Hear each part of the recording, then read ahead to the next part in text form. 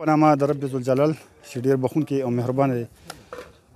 زه له نوښار پیرپیایي کلي کې ولاړ یم او د پیرپیایي میره کې خصوصا راغلی وم دلته په چکر باندې، خو چې کوم حالات مې دلته ولیده نو ما ویل چې تاسو سره شیر کړم. دا د پیرپیایي میره ده، کوم چې د اریګیشن محکمې دلته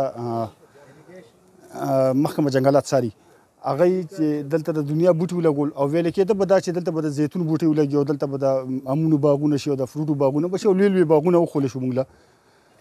نن چې موږ دلته راغو او تپوس مو وکړو نو سابقه حکومت سره چې کوم دی نو د دې ځای نه هر یو شی لاړو. کوم چې دلته سولر سیسټم و، د دې د اوبه به یې ورکولې یا نور څاسې پراجکټ وي دلته.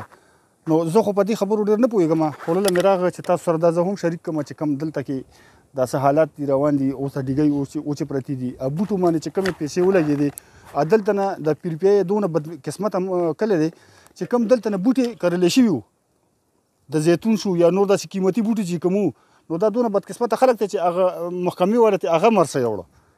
لکه کوم ځای کې کم از کم چې محکمه ختمېږي نو هغه بوټي موټي خو دا خو هر ځای کې کېږي، هغه خو هلته پرېښی شي.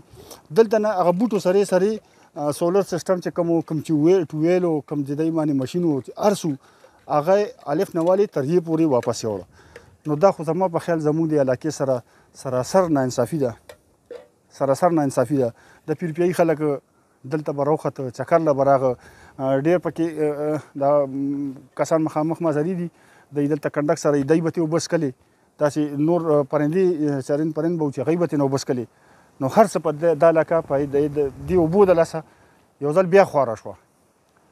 زما خپلو مشرانو ته درخواست دی چې په دې باندې دې غور وکړي چې دا ولې دلته دونه ظلم وشو چې دا شیزونه یې واپس یوړه. کم از کم زه محکمه تله هغه نه تله، هغه خو د حکومت کار دی، په یې باندې خو زه نه پوهېږم کم از کم، خو دا خو پکار و چې کم از کم زیتون بوټي چې کوم هغه یې کرلي وو هغه خوړل نه ورته پکار. په ما باندې بد ولګېده، تاسو سره مې شریک کړو، تاسو پکې خپله رایه راکولی شئ په کمنټ کې. آیا زما د زړه دا بړه صحیح و که نو، او خپلو دواګانو کې مو یاد ساتئ. د الله په امان.